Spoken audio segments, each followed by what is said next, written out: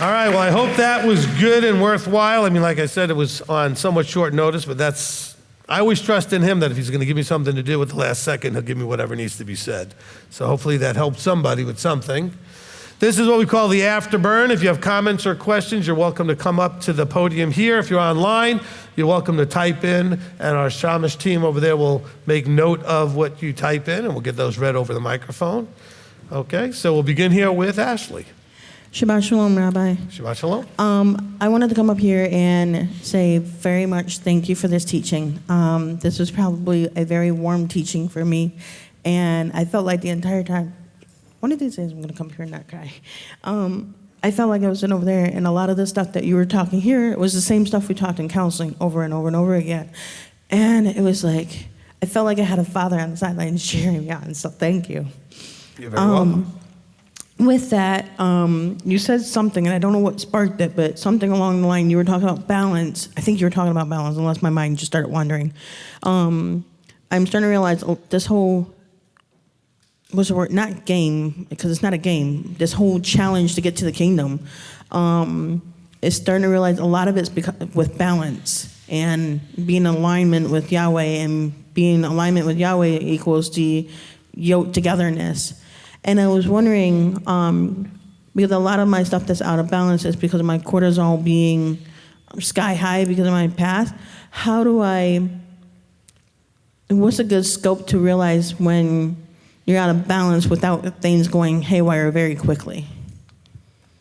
Look, all right, this is a good question for giving me the opportunity to say this. The three things that I want you to do, you got to start with yourself. Observe yourself. And then learn yourself. Learn what makes you, up or down or sideways, okay? What makes you happy, what makes you sad, what makes you excited, what makes you depressed, what makes you angry. Learn and observe, chemically what affects you. Different foods, different things that you may be eating or drinking, different people, what triggers things. You gotta be paying attention, okay? And then you make the adjustments based on what you're observing, okay? I talk about this in the Level Up class. We talk about health. Write everything down. I encourage people to write everything down that you eat. Write down maybe how much sleep you get. Write down, check your weight, because what you eat may affect that, maybe in a good or bad way, it doesn't matter. See how you feel. Did you eat something and you felt energized? Did you eat something you feel tired? What effect maybe something you ate gave you a headache, maybe something you ate. I mean, the same thing in your relationships, What is triggering good responses, what's triggering bad responses? I mean, pay attention to all the aspects of your life, and you find balance by adjusting those into the balance you desire. But you have to first be observing and recognizing so that you can see what might be out of balance. Okay, and then second question is, I know I'm very critical of myself, probably really, really critical, but I'm worried that if I'm not so hard on myself, I'm gonna get lackadaisy and not go forward. What are your thoughts on that? No, look, we have to be properly critical of ourselves. But there's critical and there's beating up, okay? I can get disappointed in something that I do, or I can basically call myself names and say I'm a loser, idiot, failure, something. That's not the same thing as being critical, okay? Critical is looking at something I did and saying, that's not acceptable, that's not good enough, that needs to get fixed, that's critical. Or I could say, you idiot, you never do anything right, look at you. See, you did that again, you're a failure, you'll never amount to. See, that's the stuff you don't want to do, okay? So let's be careful of the way we talk to ourselves. Because you talk to yourself often in ways that you would never let a person out loud talk to you. The worst stuff comes out of your own head into your own head. And sometimes it comes out of your mouth. Well, I'm just a dummy, I'm just stupid, Don't say those things. So the people that are the most productive, that go on a trajectory up, are the hardest on themselves, but they're hard in their level of expectation to accept, I've arrived. Okay? As long as you never get there, you can't get complacent. You've never arrived. You're always going up. However, if you're always beating yourself up like, well, I'm never going to get anywhere. Look, I haven't arrived yet and all this other stuff. Now your negative talk, the negative self-talk is going to tear you down. Constructive criticism keeps you going forward. Okay? Okay, sorry, I was just listening. No, that's okay. All right, so that's a whole nother balance checker I got to do then. Good. All right, thank you. Good. And by the way, for all of you out there, if you've got loved ones or teachers or parents or family member, whatever, who have an interaction with you in certain endeavors and they're really hard on you, you say, why are they so hard on me? I'm so talented, I'm so gifted, because that's why they're hard on you. Okay? If you really couldn't do, they would give you much more leeway because they would not have an expectation that was that high. You know, this is a little tough for my daughter sometimes when we were first getting her with her talent with her music. Is sometimes she's like, man, you're so hard on me. I say, because you're capable of so much. I'm just trying to inspire you to those levels you don't even know are there yet, okay? And so I think Abba does that to us too. He is really tough on us because he can expect us to really get to other places. Look, I just thought of something to add to the teaching, so we'll just throw this out there. Did you ever take a moment to wonder, if Abba wanted beings to live with forever, did he have to create us this way with, making our own houses and making clothing and, growing our food and raising animals? And he could have done this so many different ways, right? He made us where we have so much of our own creative part in this. He made us to have this productivity part in our existence. He could have made us almost any possible way he wanted, right? It's like, think about the unlimited combinations of ways he could have made us and the ways we could have existed. But look at the existence that he gave us, though, and the level of interaction that we have with the world that he put us in, and our level of expectation to manipulate, I don't mean manipulate in a bad way, but like to make use of those elements that are around us, like to take things out of the ground and make them into other things, or things that grow on the earth like trees and make them into other things. Sometimes I don't think we ever think about that. I know I didn't until I just said it. It's the idea of, really, he could have done this a whole lot of different ways, couldn't he? Okay? But yet he chose it this way. Now, we know a little of it came from when Adam and Chava got kicked out of the garden. He says, you're going to have to work by the sweat of your brow to get all this stuff. That's part of the plan. But he gave us a lot of creativity. Okay, we all wear clothing. Do you ever notice that a lot of it looks really different? Like, we're not all wearing the same thing. Like somebody came up with an idea of different designs and different colors and different patterns and that's part of the creativity. All the music doesn't all sound the same, right? We have all these things. Food, I've gone to a lot of people's houses and people brought stuff here to eat. Man, there's some really good tasting stuff that's very different than other people would make. The same dish. I can have 15 of you make the same dish and it'll all taste different to some degree because you bring your own little something to it. And I go, wow, what did you do there? I put this. Oh, I never would have thought to put that in there. And they're like, wow, there's an idea, right? He put us here because the environment he put us in gives us the maximum opportunities to show and demonstrate that creativity, to show what we can do with our own creativity in all these different situations. Does that make sense? All right, Tom? Thank you, Rabbi, and Shabbat Shalom to you. I want to use 3 examples, and the one you used about the talent. The one was taken away and given to the other one. And then we all know what happened to that one guy. He was, he wasn't bound, but he was set out into outer darkness. And then we know about the 10 maidens, the 5 wise ones, the 5 foolish. They were set outside in the outer darkness. And then obviously the sovereign who was at the wedding feast, he asked the one, hey, where's your wedding garment? Why aren't you dressed? He was set out bound and set out in the outer darkness. If we use those parables, on all cases were set outside in the outer darkness. And if we know that Yeshua is the light, and in all cases, all of those parables were known by the people, they were known. Right. It's not like they were outsiders, they were all known.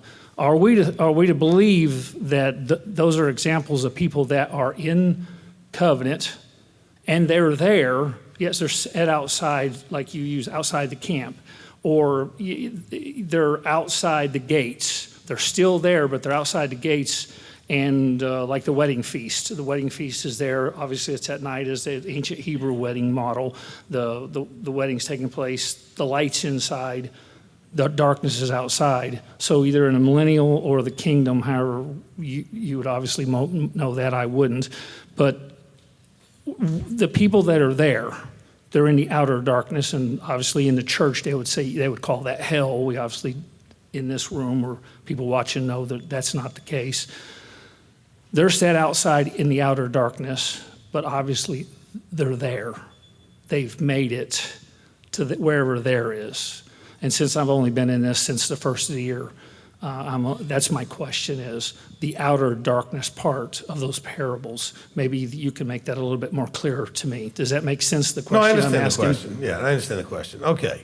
So, look, without getting into any of this, end time stuff, think of it very simply. There are things that happen as scheduled events. There are end time scheduled events, including those getting thrown in the lake of fire and all that kind of stuff. What does it mean to be in darkness? And we have the teaching called darkness and light. So as Tom, you pointed out, that in being in darkness is an absence of light, okay? So first of all, let's understand, as you asked and pointed out, that we're talking exclusively about people that should know. Abba does not hold anything against those who shouldn't know. It's his responsibility to pop their bubbles and give them the opportunity to make choices with knowledge, with information, okay? So all of the stuff in Scripture, every bit of this book is written to people that were meant to understand. Now, that doesn't mean that everybody who picks one up understands. It was written to those who would be able to understand. That was the point of writing it. Now, of course, it's available to everybody, so anybody can pick it up and understand it or not. And so, without his popping that bubble and giving the understanding, you're not going to understand it correctly. So, when we're talking about these parables, they're not giving the very specific, detailed timelines of these things. But what they're simply saying is those that were found in this particular condition or made these particular choices, they had chosen to be in darkness and not light, all until the end when it ends. In other words, they had rejected light. That's why you have the wise and the foolish, etc. They're the ones who just chose not to be in the light. And so then he said, fine, go live in the darkness. And you're going to stay there until this ends. So it's not like it was happening, and so everybody's now in the kingdom, and these people are now being tortured in hell, because there's no time frame given of what exactly this is all going on. It's giving you pictures, metaphors for our choices, relationship-wise. The choice of light in a relationship, and the choice in obviously not having that relationship, them being in darkness. And so there would be those who are in the outer darkness, meaning they're in a place where there is no light. They've rejected Yeshua, the Torah, the truth, the way, etc. And so they're living in a space that has none of that, as we see most of the world doing right now, okay? Which is why they're so depressed and, they're not happy, okay? Because they're living in this miserable place where there's no light, there's nothing but misery. That is, in a sense, hell, but it's hell on earth now, okay? It's, again, when we look at these parables, though, are we just taking them to that very ultimate end time and saying somehow there's those in here having fun and celebrating and everything else, and these out here are being tortured and it all sucks? That's what the church would try to convince you. But I'm thinking what it's saying is that through your life, you're going to make a choice, and at some point you're going to make a choice to either walk in light or walk in dark, okay? And at some point, that choice is permanent. He's not bothering to poke you anymore. He's just going to leave you in the darkness. And then ultimately you end up dead. okay? Not tortured, but dead. Although being in the darkness will be torture enough until you end up dead. Because some of us lived in the darkness and know how much fun that was, okay? It was hell. It was torture, okay? And now we have light. And with light comes all of the good stuff. Not perfectly without any, because we're still living in a world that is mostly dark. So that darkness, go listen to Darkness and Light teachings, is what I can say again. But, you know, in that world, there's going to be all kinds of suffering and things. But at least we have the hope and we have the light that gives us what we need to sustain us in a world that's mostly in darkness. Did that answer it mostly, Tom? All right, good. All right, Amy. Ashley needs to do her daily affirmations in the mirror. I'm good enough, I'm smart enough, and doggone it, people like me. Okay, so the other day when I was at work, there was this guy that had orange and blue shoes on, and then his orange shirt with his blue vest. And I'm like, I really like the way your shoes match your clothes. And he looked at the guy that he was like, I knew I shouldn't have worn this today. And then I thought it would be funny being in Tennessee. I was living down here when they got the Titans. So everyone was like really Titan proud or whatever. I said, are you a Miami Dolphins fan? Hell no, I'm not a Miami Dolphins. And I was like, oh no, I made him mad. And I was like, and then I get to the next aisle or whatever over, and I hear Rabbi, I'm like, I don't have room to care. I can't care about everybody. And I'm like, oh, I get it. Yeah, I can't go around caring about what you're thinking, if you're mad, if I da-da-da. That's all I would do was be worrying about everybody being mad at me all the time. I'm like, yeah, what, I don't know, it's like, whew, one less thing, you know? I don't have to care. So anyway. So when you talk about how Yahweh is, But also, hold on, let's think about the level of immaturity that a person has where you claiming they're a fan of a team they hate or whatever actually upsets them. that's what I'm saying. I'm like, yeah, I didn't have to let it get under my skin. That's his problem, it's not his mine. problem. I don't have time or the personality or wherewithal to worry about what everybody's thinking. Look, I've said it on the microphone, probably make a lot of people mad at me now, fine. I mean, I've been a Cowboys fan my whole life. I don't care if you like them or hate them. I don't care if you accuse me of being a Giants or some other fan that I would not really. I'm a Cowboys fan. I don't have an emotional big deal about it. I think it's right? the cheerleaders. What I'm just saying is, so if you called me like one of the teams that like would be our rivals, doesn't matter to me. I mean, because why would my emotions be affected by whatever you think about those kind of things? Okay? I like them. I don't like them because you like them.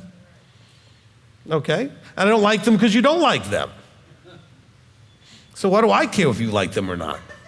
Exactly. Okay? If you like them too, we might have a conversation because that would be fun. We both like them. Actually, if you don't like them, we may have a fun conversation because we may tease and pick on each other. That could be fun too. Okay? Like I get to do with Harold about the Eagles, you know. All right? And so, Or the Cleveland Clowns. Right.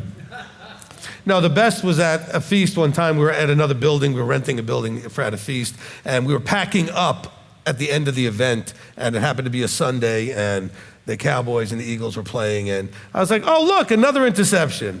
And Harold was glaring at me, and I was like, oh, look, another touchdown. It was just one of those fun moments. Of course, the way the Eagles are playing right now, it may backfire in my face if we, when we play them this year. So they're both playing very well. But anyway, the thing is, why would we let any of that stuff bother us? And of course, look, we can make a mistake when people are very emotional about something and say the wrong thing.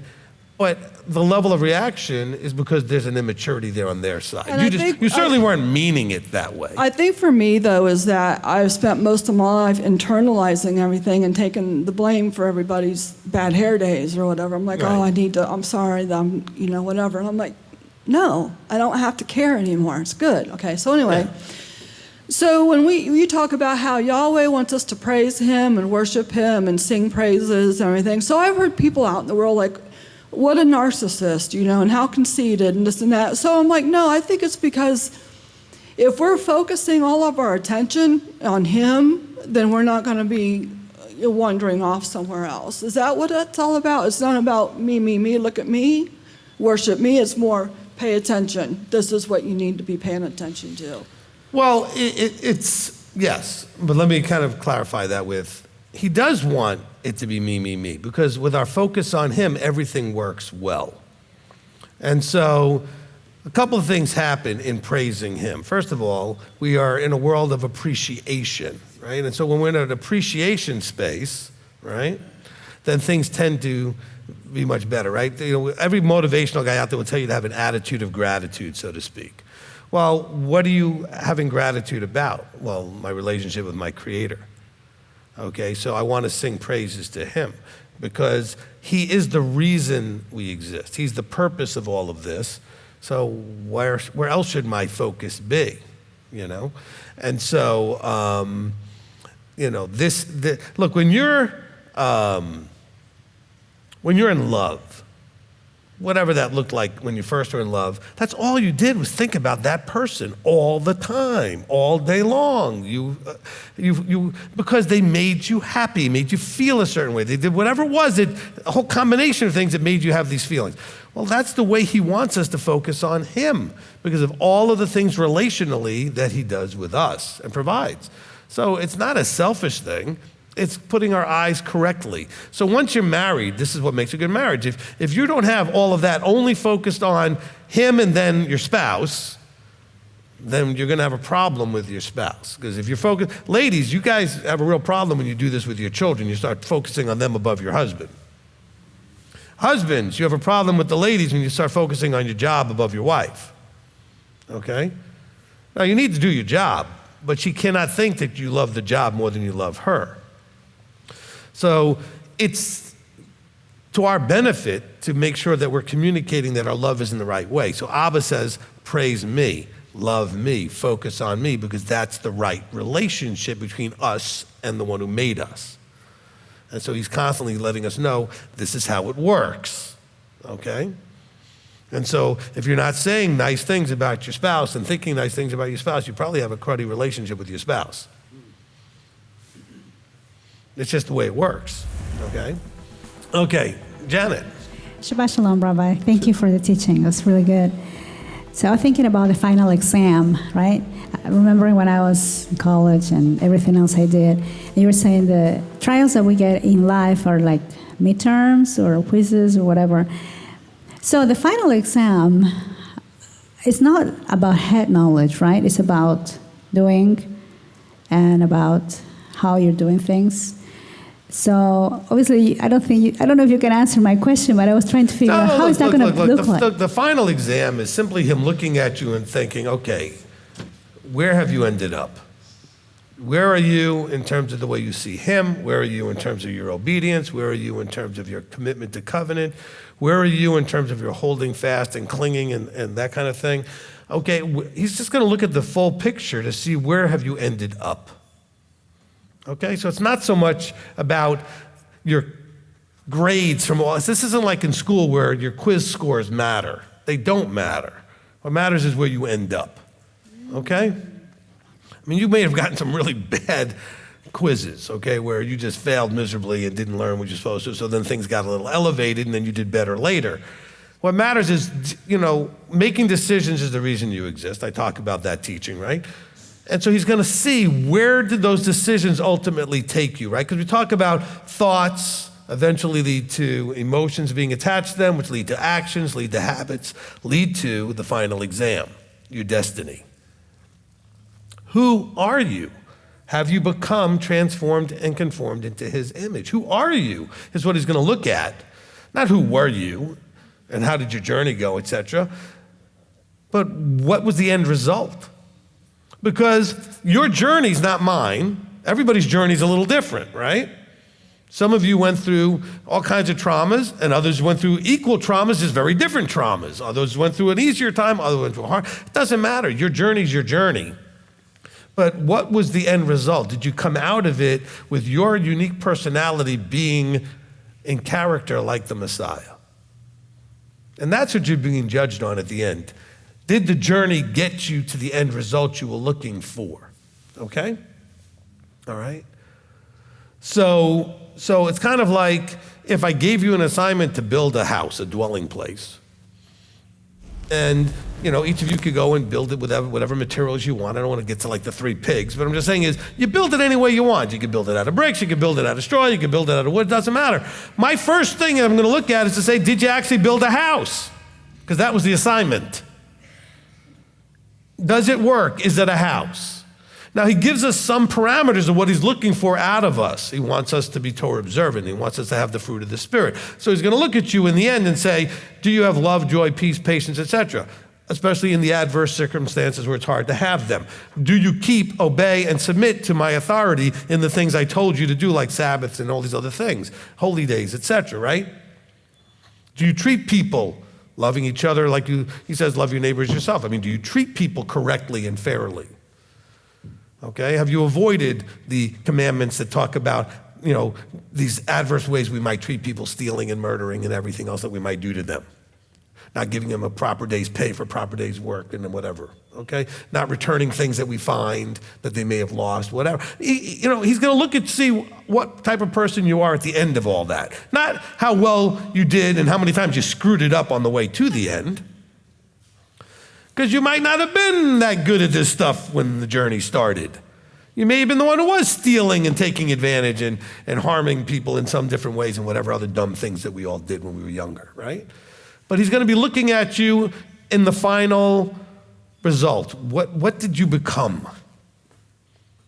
So are you going to be the Janet that's Yeshua-like, but still Janet? Because after all, he made us all different because it's so cool of all the differences and uniquenesses that we bring into everything, right? He didn't make us all the same. But yet we are to become, in terms of our character, Yeshua-like. What was Yeshua's character? Everything the Father said and did, he said, that's what I said and did.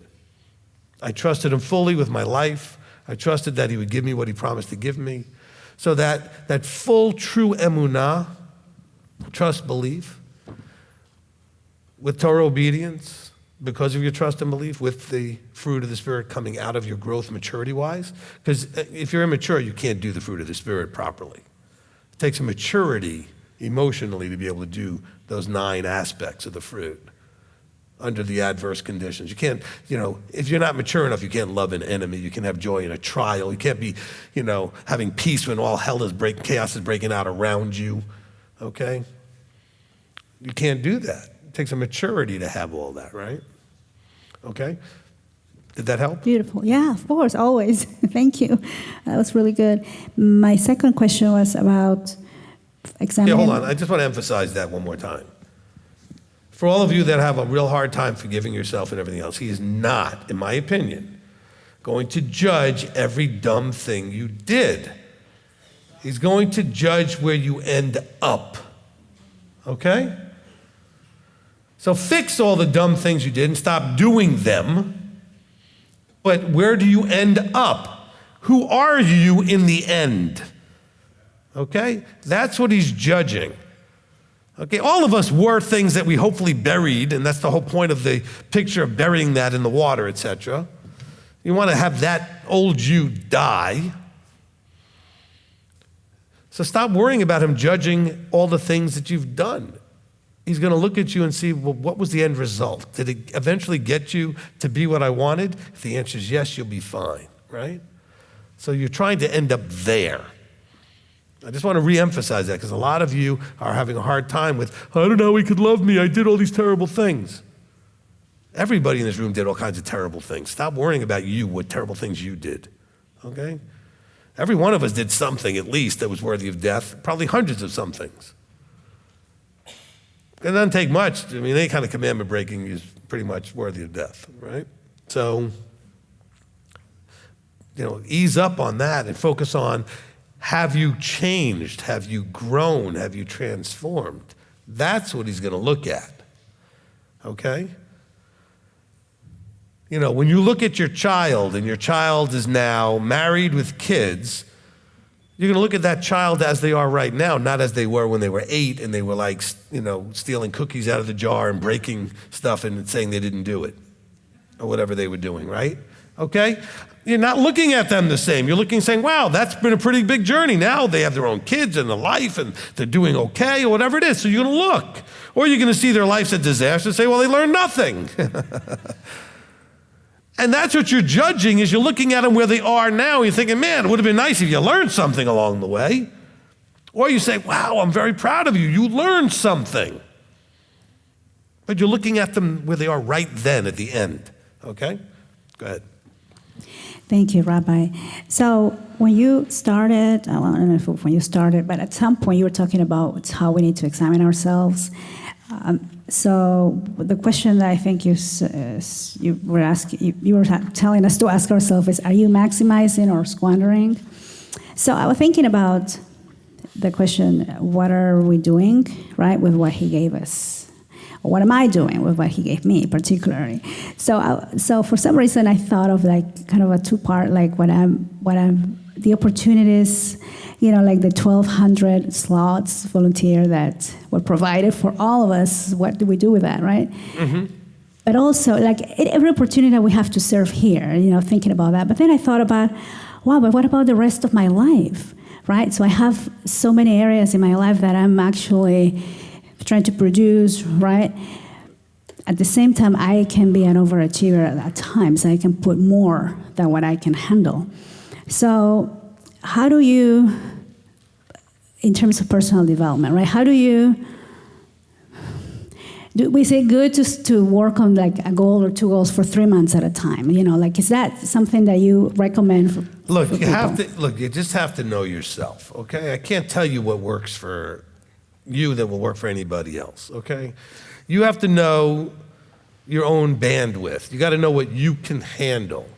And so I would recommend that you push yourself further than you really probably can to find out where those limits are, and then you could always back off a little bit. You understand what I'm saying? If you haven't found the limit yet, keep going. All right? Just keep going until you get to that limit. And don't let anybody try to tell you otherwise as far as where your limit should be. I've had people here before, working on the staff even, who kept telling me, well, you got too much on your plate and everything else. Like, you just don't know my bandwidth, okay? I have not, you can ask anybody now that really knows me, I've not hit my bandwidth limits yet. I have a very bizarre bandwidth limit, okay? I can handle more than probably most people in certain areas. That's not bragging, that just is what it is, okay? So I've not ever really found myself overwhelmed and overextended. But you need to find out where you hit that limit, okay? Now, that's not to say I haven't gotten 57 things I'd like to be doing that I don't have any place to put them, because I just don't have the time to do them. That's true. But I do have enough time to do everything that I'm doing. That's the bandwidth limit, okay? Now, when an area of your life starts suffering, that's when you have to make adjustments, because now you're overextended somewhere, okay? Then there's a balance problem. I had a guy one time was telling me, oh, but I need to be with my family. The guy was working 3 12s, and I was like, okay, so that's 3 12s, that's 36 hours a week. No, maybe he was working, no, he wasn't even working a fourth one anyway. So he's working like 30-something hours a week. And he said, well, my family needs me the rest of the time. I said, no, but you're broke and you're not making enough money. I said, what are you doing with the other 3 days a week? Oh, well, I need to be with my family. No, they need you to make money and be with them. Go pick up another day or two. Do something. There's time for you to be with your family. I told you, I work 100 hours a week, probably at least, something in that range. But I make sure, you can ask my wife, I spend plenty of time with her. My daughter, when she needed me, I took a day off. I could take time off and be with her. You schedule and work your way around, and you get yourself to a certain level of success, you can make time for the things you need to make time for, okay? And if somebody needs me, a family member, for a day, I can give them a whole day. Other times they don't need me, then they don't get as much attention as but I know and monitor those needs. I also know what they want, and sometimes I say, look, I can't give you what you want, but do you need it? If you need it, I give it to you. Sometimes I can give them what they want just because I have the time to do it. But it's the finding of the balance, okay, Janet? So you got to find that balance. But I recommend that you push yourself to find your limits. Find where they are and then step back a little bit. Don't hang out right at the limit. Okay? Figure out where your limits are. Look, I noticed that I'm older now. And especially as the seasons get around where we get allergies and all this other stuff, that I was feeling tired, which is odd.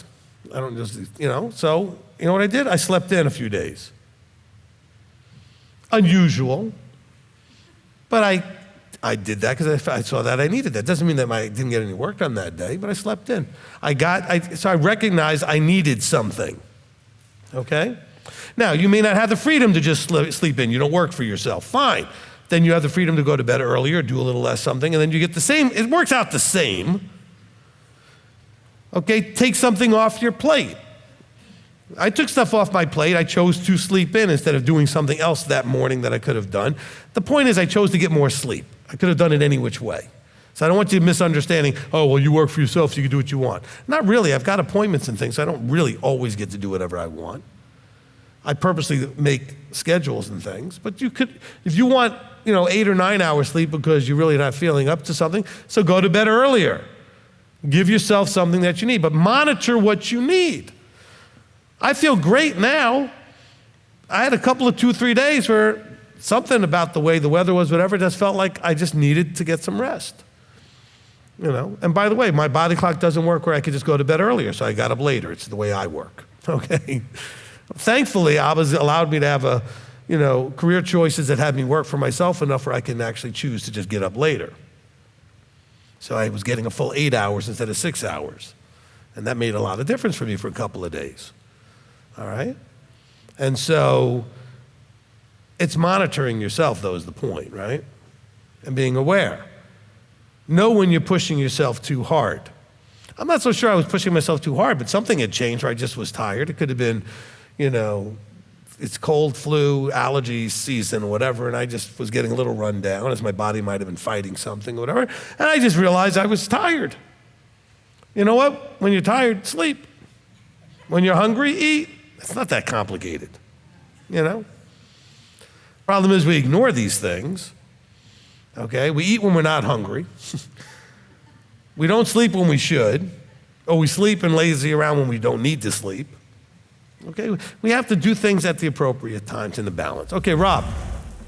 Okay, from Jeff and Tony Lumen in Psalm 26:2, what does it mean to try the kidneys?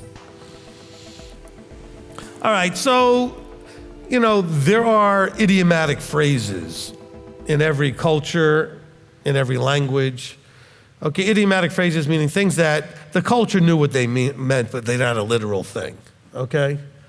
So, so the phrase of trying the kidneys is like, when we have this phrase that now more modern phrase for the last, little bit of saying a gut feeling. I've got a gut feeling. Does that mean your digestive system is feeling something? I feel it in my gut. But we know what that means. It's like it's not a rational, quantifiable thing. I just have a feeling that I learned to trust that something's right or not right. And so we call it, trust your gut. My gut.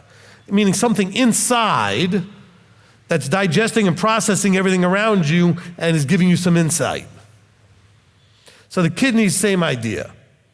Okay, it was the phrase of way back then, that he tests and tries your kidneys. He wants to see what's going on deep down inside.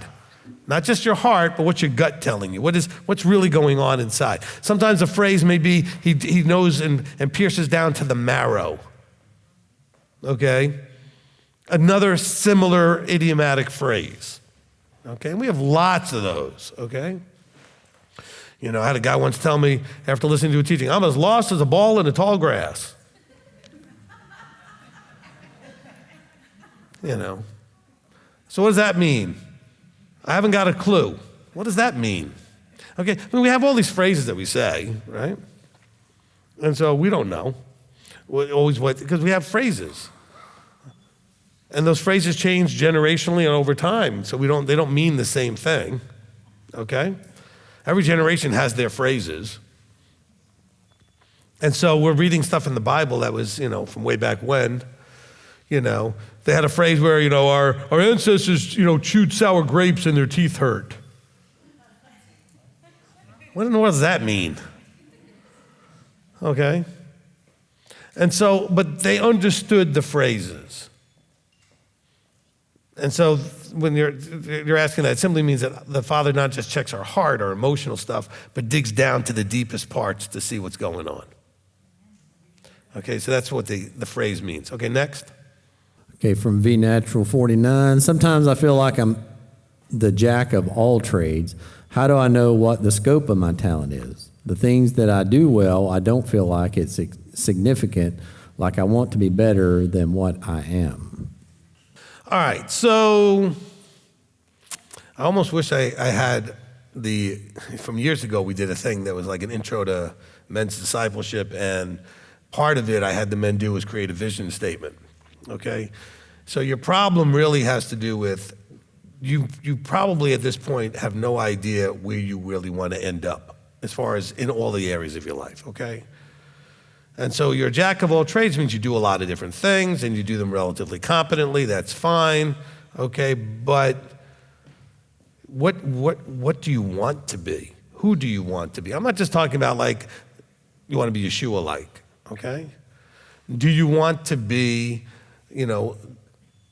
of all the things that you're a jack of all trades, maybe you can do plumbing. Okay, do you want to be a great plumber? Maybe you do carpentry. Do you want to be a great carpenter? Maybe you do accounting. Do you want to be a great accountant? Maybe you do law. Do you want to be a great attorney? I mean, what do you want to focus on and be great at? Okay? It's great that you have competence in a lot of areas. I have competence in a lot of areas. There's a lot of things that I can do. There's a lot of things I have no competence in and I don't do at all. Okay, so I'm not a jack of all trades for sure. I do have a wide variety of things I can do, as I think most people do. But then you start to decide, what do you want to be, though? I mean, what's going to define you? Okay, so I have lots of business talents, but my primary thing is I want to be the rabbi. I want to do this the best I can. I could do that really well. I do have an opportunity to do some business-related things running an organization the size of this, but I'm just saying is I could do other things that I have talents and gifts for, but who do I ultimately want to be? What's the vision for my life? And my vision is to positively impact towards the Father as many people as possible, utilizing the technology that's out there and the platforms that are available, okay? And so, I just kind of put those words together. I think that mostly describes it. But that would be like a vision statement, okay? And so you have areas of your life. I mean, what focus do you have on your husbanding if you're a man, or wife if you're a wife, or parenting if you've got children, okay? Or then your career and job side. You've got to be looking at all the aspects of your life and then focus on and seeing where your gifts and talents are. In some of those areas, you may just be functional, but there may be one or two areas that you're actually really good and have a gift and talent at, and then may be able to share that with other people.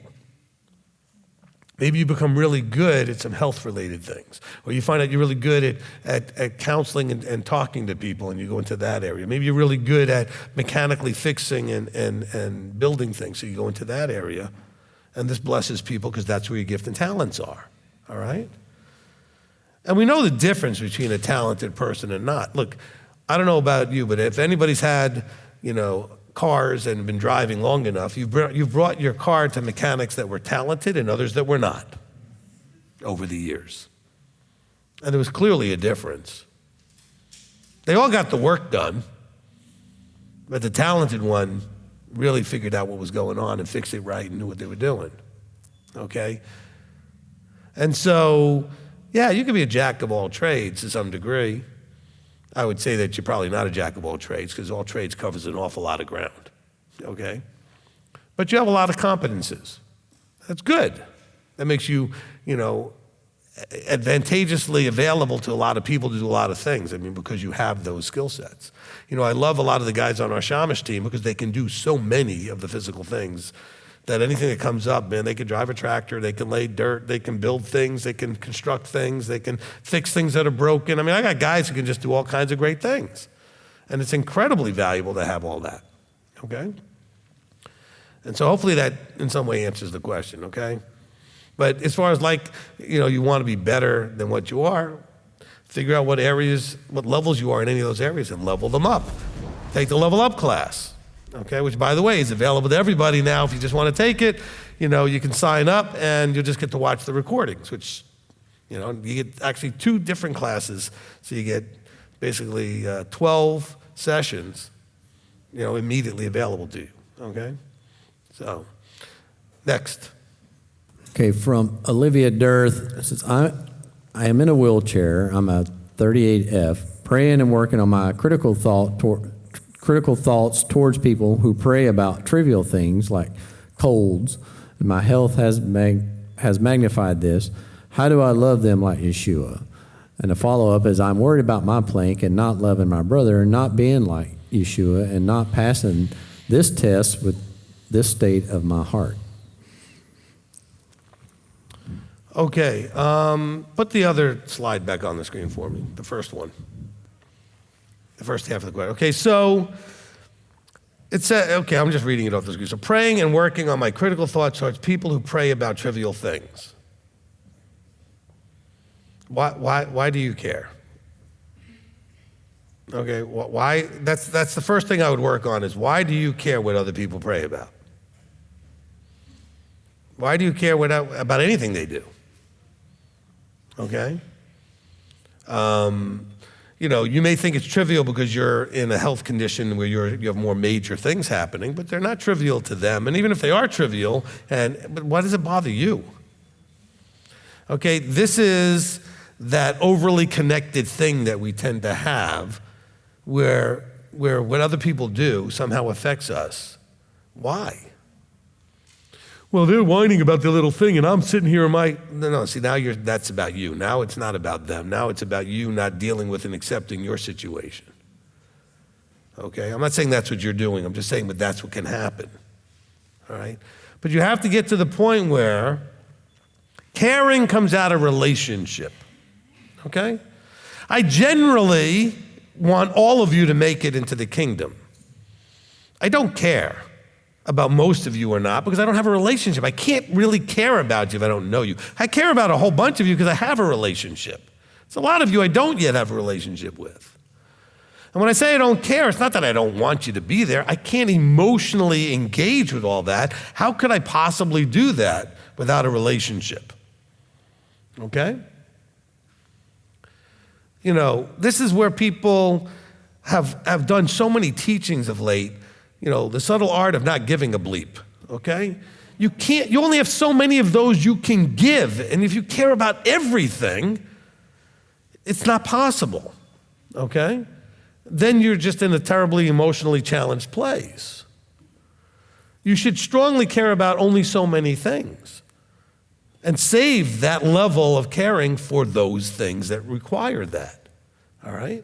I watch people do dumb stuff every day, and when I look at them, I go, that's dumb. I don't care about it though, because it would drain energy out of me that I don't have available for that. Now, based on a relationship, if there was one, I might go over to them and say, hey, I'd like to give you some counsel, advice, and guidance because I think this could possibly help the thing I just watched you do. Okay? But that comes only out of relationship. I don't know why so many of you think you need to straighten everybody out on the internet that you don't even know them. Like these people that love to get on there and post negative comments on things I post. Well, you don't agree with what I post or what my daughter posts on behalf of the ministry or whatever. Fine, but I don't have a relationship with you, so why should I care what you think about it? Because I know some of you get real mad. Why? I get upset too, but my upset is because it's a waste of my time to have to deal with the nonsense. I'm like, this makes you it's a waste of time. I want to get rid of the whole group.